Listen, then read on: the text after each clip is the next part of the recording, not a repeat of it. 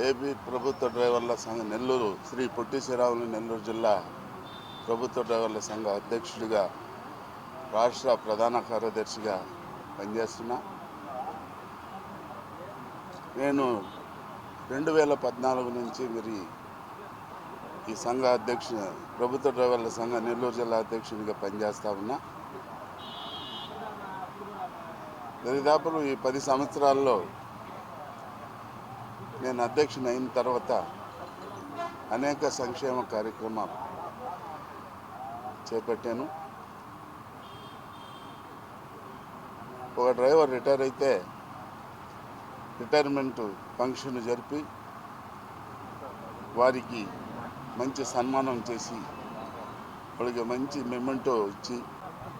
జిల్లా ప్రధాన కార్యదర్శి ఈరోజు మీడియా మిత్రులకి, ఇక్కడికి వచ్చిన సభకు వచ్చిన మిత్రులకి, స్నేహితులకి, శ్రేయోభిలాషులకి, ఇక్కడికి వచ్చిన అతిథులకి, అట్లాగే మా రాష్ట్ర నాయకులకి, ప్రెసిడెంట్ గారికి, పౌరాధ్యక్షులు పునాన్న గారికి, నాగరాజు గారికి, పాపారావు గారికి, అందరికీ మా జిల్లా కమిటీ తరఫున అందరికీ పేరు పేరున వాళ్ళకి ధన్యవాదాలు తెలుపుకుంటూ, అట్లాగే ఈరోజు సారాంశం ఏంటంటే ఈరోజు ప్రెసిడెంట్ గారు జిల్లా పిలుపు మేరకి రాష్ట్ర నాయకులు రావడం, రూము కొత్తగా ఒకటి మేము ఏర్పాటు చేసాము. ఆయన ఆదేశాల మేరకే రూము మేము ఓపెన్ చేసి ఈరోజు రెడీ చేస్తే దానికి ఓపెనింగ్కి వచ్చారు. అట్లాగే కొన్ని డిస్ప్యూట్లు ఉన్నాయి కోర్టుల్లో. అవి తర్వాత మా ప్రెసిడెంట్ గారితో, మా రాష్ట్ర నాయకుల గారితో చర్చించుకుంటాం. అదేవిధంగా ఈరోజు పిలవంగానే మా నాయకులందరూ వచ్చి ఈ కార్యక్రమాన్ని జయప్రదం చేసినందుకు వాళ్ళు కూడా ప్రత్యేకమైన ధన్యవాదాలు. కాకపోతే డ్రైవరు వ్యవస్థ అనేది అందరూ చెప్పారు. గతంలో మేము చాలాసార్లు నాయకులకి తెలవడం జరిపిన తర్వాత సీఎం గారి దగ్గర కూడా దృష్టికి కూడా తీసుకెళ్ళాము. ఇక్కడ నా ఫ్రెండు సీఎం గారు వాళ్ళ ఇంట్లో ఉన్నాడు, ఫ్రెండ్ ముఖ్యమైన స్నేహితుడైన కాడైనాడు సాయికృష్ణారెడ్డి గారు. ఈయన నేను పోయి సీఎం గారికి లెటర్ ఇచ్చాము. ఏమని ఇచ్చాము, సార్ మీరు ఈ విధంగా బళ్ళు ఖండం చేస్తే అన్యాయం అయిపోతారంటే, అయ్యా మీరు ఎక్కడికి పోరు, మీకు ఒక జీవో ఇస్తాండి. నాకు తెలియక అటెండర్గా అన్న. అప్పుడు రంగాచారి అని ఒక ఆయన ఫైనాన్స్ కమిషనర్ ఉన్నాడు, ఐఏఎస్. అదేందా నువ్వు మీకు అర్థం కావట్లేదు, డ్రైవర్లు అంటే మీ డ్రైవర్లు అంటే చాలా చీప్గా చెప్పావు, అటెండర్గా ఇవ్వకూడదు, మీ పోస్టులు పెద్ద అయినాయి. అప్పుడు సరే ఏమి ఇస్తారంటే, మీకు ఏం పడలేదు జియో నెంబర్ 5లో మీరు బండి ఉన్నా లేకపోయినా మీకు జీతం ఏమని ఇస్తా అని చెప్పి ఆ రోజు రాజశేఖర రెడ్డి గారి ప్రభుత్వంలో మేము నా చిన్ననాటి శ్రీకాళ మిత్రుడు ఈయన నేను ఇద్దరం ఇంటికి పోతే ఆయన ఆ రోజు చెప్పాడు. కానీ అది ఇప్పుడు మా ప్రెసిడెంట్ గారు మరీ దాన్ని చెప్తూ ఉన్నాడు. టైం పట్టొచ్చు, బళ్ళు అనేది కొత్త బళ్ళు అనేది వస్తాయో రావని నాకైతే క్లారిటీ లేదు. కానీ మా నాయకుడు గట్టిగా ట్రై చేస్తున్నాడు, సంసార శ్రీనివాసరావు గారు.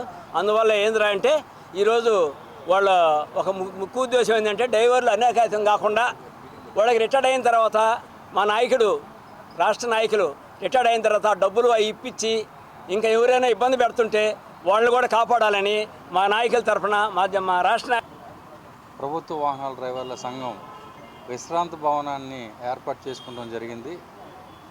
దానికి మమ్మల్ని మా జిల్లా అధ్యక్షుల వారు కె చిరంజీవి గారు ఆహ్వానించడంతో మేము కూడా రావడం జరిగింది. మరి మా రాష్ట్ర గౌరవాధ్యక్షులు డిఎస్ కొండయ్య గారు, ముఖ్య సలహాదారులు పైన ఎండమూరి నాగరాజు గారు, అలాగే మా ట్రెజరర్ అయిన వచ్చాము మేమందరం. ముఖ్యంగా ఏంటంటే ప్రభుత్వ వాహనాల వల్ల నష్టం ఏంటి, ప్రైవేట్ వెహికల్స్ వల్ల నష్టం ఏంటి అనేది మరి ప్రభుత్వంలో చాలామందికి ప్రభుత్వ అధికారులు తప్పుదారి పట్టిస్తూ చెప్పడం జరుగుతుంది అధికారులకి. మేము దాన్ని ఖండిస్తూ గౌరవ సిఎస్ గారిని, గత ముఖ్యమంత్రి వైఎస్ జగన్మోహన్ రెడ్డి గారిని కూడా కలిసి చాలా విషయాల మీద మేము చర్చించడానికి మాకు టైం కేటాయించాలని చెప్పేసి వారిని అడగడం జరిగింది.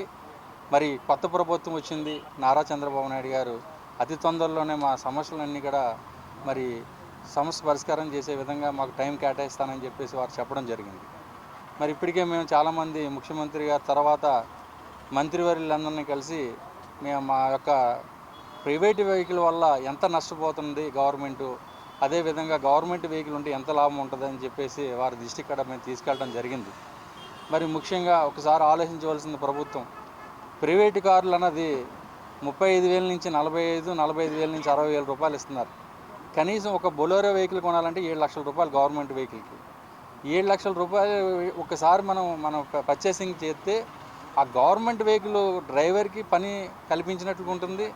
అదేవిధంగా ఈ బడ్జెట్ కూడా తప్పుదారికి వెళ్ళే పరిస్థితి లేకుండా ఉంటుందని చెప్పేసి ఆ నిధులు ఏమైనా ఉంటే కొంత సర్వీస్ చేసుకోవడానికి కూడా మీకు బాగుంటుందని చెప్పేసి కొంతమంది అధికారులు కూడా మేము గౌరవ సిఎస్ గారిని కూడా కలిసి ఆ విషయాలన్నీ చర్చించడం జరిగింది. మరి జాయింట్ స్టాఫ్ కౌన్సిల్ మరి కొత్త ప్రభుత్వం ఇంకా పెట్టలేదు. గత ప్రభుత్వంలో మేము అంతా క్లియర్గా ఇచ్చాం. ప్రైవేటు కార్ల వల్ల చాలా నష్టపోతుంది. గవర్నమెంట్ వెహికల్స్ ఉంటే మీకు 7 లక్షల రూపాయలు మీరు పెడితే 15 సంవత్సరాలు మేము పనిచేస్తాం దాని మీద. అదేవిధంగా మాకు అయ్యే మెయింటెనెన్స్ 160 లీటర్లు డీజిల్ ఖర్చు అవుతుంది. ఇంజిన్ ఆయిల్ 10 లీటర్లకి ఇంజిన్ ఆయిల్ ఖర్చు అవుతుంది. టీఏడిఏలు ఎక్కడ ఇస్తలేదండి. ఈరోజు మెడికల్ అండ్ హెల్త్ డిపార్ట్మెంట్లో మరి ఇంపార్టెంట్ మెడికల్ ప్రతి నెల కూడా సర్వీస్ చేస్తూ ఉంటుంది వ్యాక్సిన్. దానికి కూడా బడ్జెట్ లేని పరిస్థితిలో ఉంటే మా డ్రైవర్లు సొంత డబ్బులతో మాకు వచ్చే నిధులు మా జీతాలతో మేము బాగు చేయించుకుని ప్రజలకు మేము సేవ చేసే పరిస్థితి ఈరోజు ఉంది. మరి అదేవిధంగా మొన్న ఫ్లడ్ వచ్చినప్పుడు 1 డే శాలరీ అన్ని సంఘాలతో పాటు మేము కూడా ప్రజలకు అనుకూలంగా మేము కూడా ఉన్నామని చెప్పేసి సర్వీస్ చేయడానికి ముందుకు వచ్చాం. మరి కోవిడ్ టైంలో మా రాష్ట్ర అధ్యక్షుడు డిఎస్ కొండయ్య గారు అప్పుడు అధ్యక్షులుగా ఉండేవారు.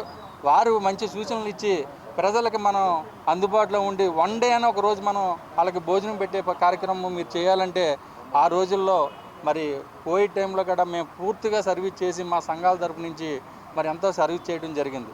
ఇంత పరిస్థితులు మేము ఉన్నప్పటికీ కూడా ప్రైవేటు వెహికల్ వల్ల చాలా నష్టం జరుగుతుందని చెప్పేసి మేము ఎన్నో సందర్భాలుగా వారి దృష్టికి తీసుకెళ్ళడం జరిగింది. కానీ అధికారులు ఎక్కడక్కడ తప్పుదారి పట్టిస్తూ మరి వెహికల్స్ కొని పరిస్థితి లేకుండా చేస్తున్నారు. కాబట్టి గౌరవ ముఖ్యమంత్రి గారు దీని మీద ఒకసారి ఒక కమిటీని వేసి గవర్నమెంట్ వెహికల్ వల్ల ఎంత లాభం ఉంది, ప్రైవేట్ వెహికల్ వల్ల ఎంత లాస్ ఉన్నదన్న దాని మీద ఒకసారి ఆలోచించమని